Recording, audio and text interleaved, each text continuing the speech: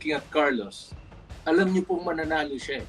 Si Joanie averages 35 when she was rowing 39, 40, 41.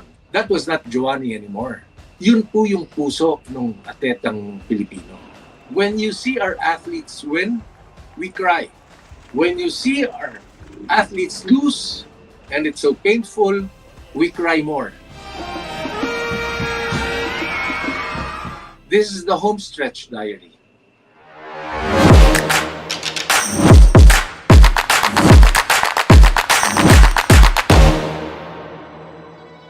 Hello from Paris, I'm Pató Gregorio, and you're watching Homestretch. We're here with the Philippine Olympic Committee and our 22 athletes. So, this diary tells the story of the Filipino team, Philippine Olympic team in Paris in 2024. Paris is a beautiful city, the city of love. So beautiful, you'll fall in love with the place. The memories will just stick. The food, the architecture, the people, the Olympic experience, forever. Garman, we're very proud of you. Congratulations. We arrived here on July 25 and then attended the opening ceremony on July 26. It's barong with black rubber shoes. Don't make a mistake of wearing that leather shoes, otherwise 6-7 hours with a lot of walking. We walked by 3 o'clock. As a delegation, we started walking with our barong, with our flag, and it started to rain. And we couldn't leave the queue. Our Francis Libiran barong talagang super basa, but the athletes told themselves, this is a once-in-a-lifetime experience. Malakas na yung ulan. You see thousands of athletes, basang-basa rin. You see the NBA athletes. I saw Kevin Durant, basang-basa rin. And then 30 minutes after the continuous rain, the organizers gave us our ponchos. And what do you do with the poncho if you're already wet? And our CBM Governor John Vic Rumulya, he went to a Olympic store and bought blue jackets. Traveled to Riversend and boarded the boat with 3 countries, Poland and Puerto Rico. They were wearing suits. So sabi namin, let's not complain. This is very light material. It will dry right away. And every time there's a camera, yung director sa boat, say hello, wave your flags, please remove all the ponchos. So that happened from the time we started up until we reached Eiffel Tower. Hindi na mauulit. The last Olympics in Paris was in 1924. We celebrated our 100 years of Olympic participation also here in Paris. So we never complained. Good, we never got sick. We boarded the boat at 3 p.m., stayed there until 10 p.m., 6 hours. When I arrived in Paris on July 24, straight to the hotel for check-in, beautiful place, Central Paris. And lo and behold, the first athlete I saw just in front of my hotel, Carlos Yulo. He was just there standing. He was on the phone and he was so relaxed. Naka-short pants, sleepers, and so relaxed. And syempre nagpa-photo ako and then sabi ko, Carlos, how are you? And he said, okay lang po. Relax lang po. Ready na po. Visiting the athletes' village. It's a beautiful village. Everything here in Paris is beautiful. You don't mind the heat. The next day it rains. The next day it's chilly. After a few hours it rains again. The athletes are looking for rice. Hindi po talaga namin kaya na walang kanin. Nakakatawa because we had to look for a Filipino restaurant.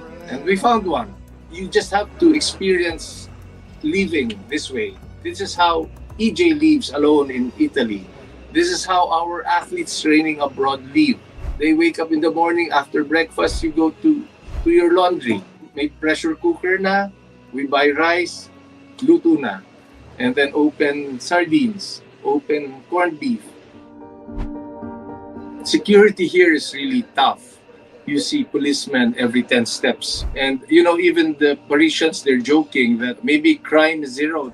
And we went to the Olympic Village canteen where they eat, and you see all of them.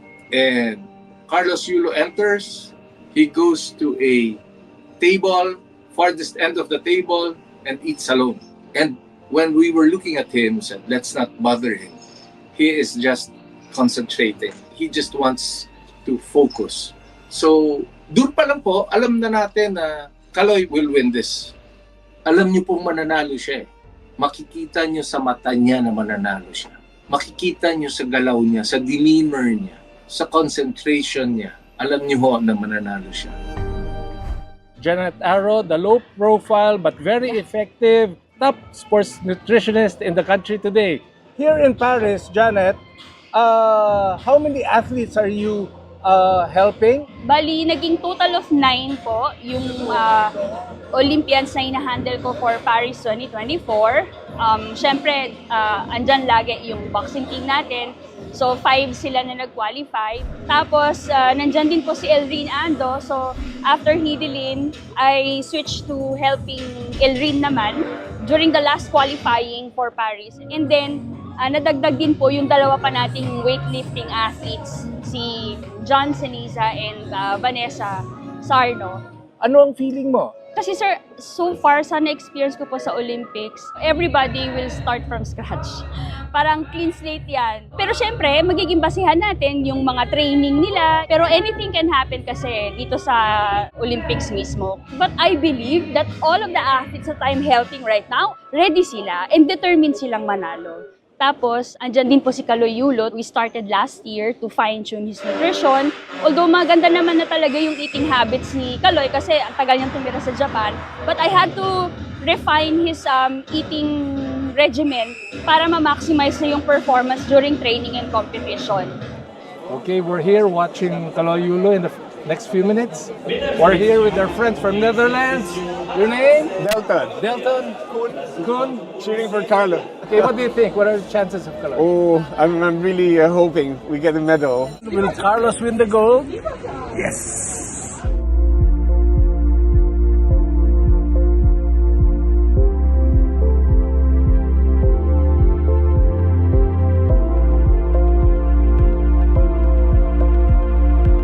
In a few minutes, Kaloy going for gold in the floor exercise.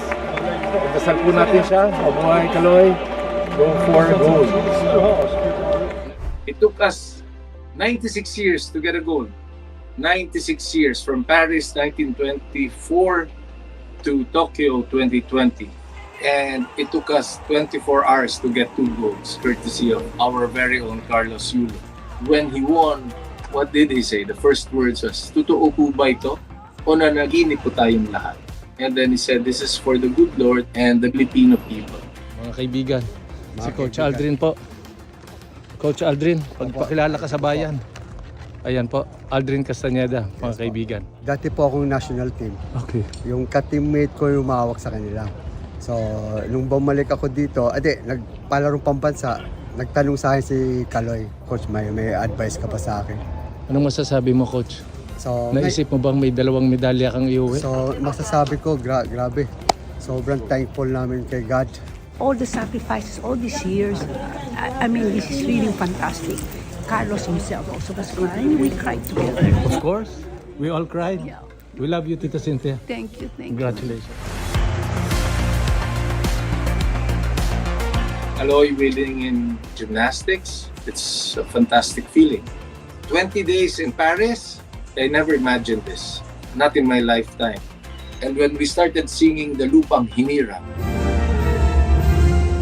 walang matigas na puso, walang matigas na damdamin. Automatic pala ho yung tulo ng luha. Carlos, the first time he was crying.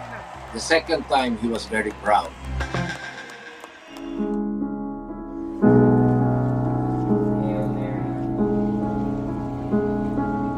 When we had a break, we traveled to Lourdes in France. It's 4 hours by train. We visited Mama Mary and we prayed. We saw the emotions and the faith of people from all over the world. You just have to drink that holy water. 9 p.m. every day, they have this procession. It's one of a kind. I cannot explain the feeling. I cannot explain the emotions. People crying, raising their candles, singing Ave Maria, and really believing in the Blessed Virgin Mary. When you visit Lourdes, you have to stay at least overnight. Otherwise, you will not see the procession. At the end of the day, it's faith.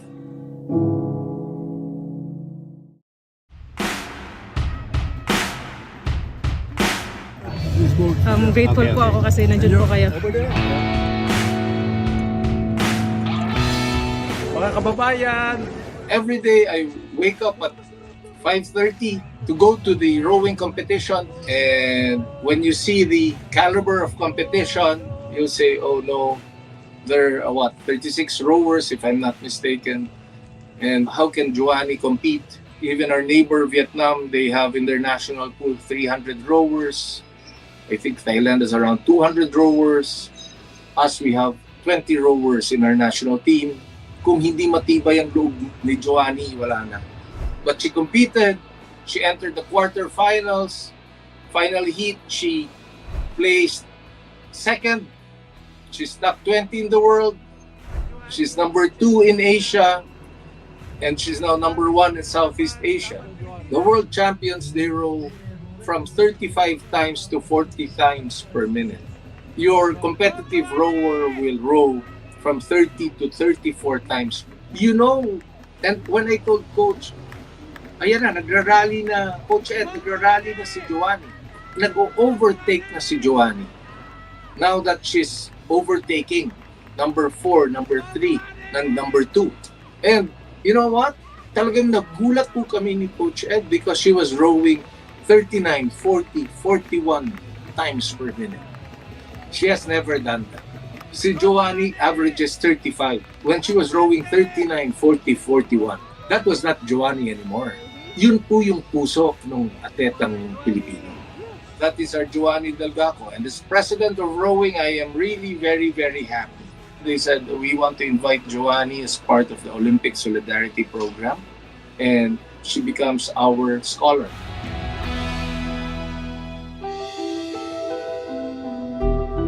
Boxing. Ay, boxing. Masakit sa puso ang boxing. 5 boxers, 2 bronze medals, not bad. But until now, we don't have a gold medal. Yumir, he was actually injured. Si Nesthy won the bronze. Aira, commendable. Carlos, painful because we thought he won. He was 1 punch away, 1 judge away from winning a bronze. And alam naman natin, if you get a medal, it could have changed their lives. But ganun talaga. Aira, congratulations. Thank you po. Tuloy-tuloy lang ha. So, laban po ulit. Laban lang, wala suko. Sa sobrang nervyos nyo, ano nangyari? Nakaingi kami, Ayaw na mag-video. When you see our athletes win, we cry. When you see our athletes lose, and it's so painful, we cry more. Mas masakit yung iyak ng natatalo at di hamak mas masarap yung pakiramdam ng iyak na nanalo. But that is sports. That is the beauty of sports. Like what EJ Obiena said, sports can be brutal.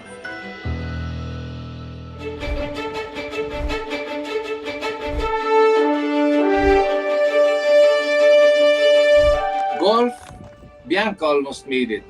Dottie played so well. Nelly Corda, the number 1 golfer in the world, from the US.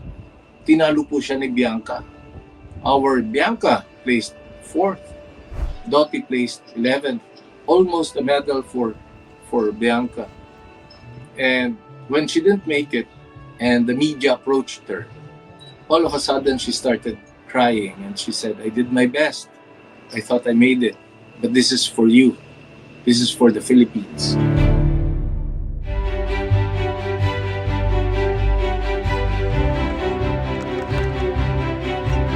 21 days in Paris is a lifetime of memories, but we have to consider that we still have to compete. We still have to continue training. We still have to motivate our athletes to continue training. In 2025, it's the SEA Games in Thailand. In 2026, it's the Nagoya Asian Games. And in 2028, before you know it, it's the Los Angeles Olympics. Do you want to get more goals? Do you want to exceed 2 goals? Yes. By then, Kaloy will just be 28. When I hugged Kaloy, the memory that I will never forget is when I embraced Kaloy after he won the gold. And that is the story of my experience and my life here in Paris. But this is an experience I will never forget, and I want to share this with you. This is the Homestretch Diary. And this is Pató Gregorio from Paris.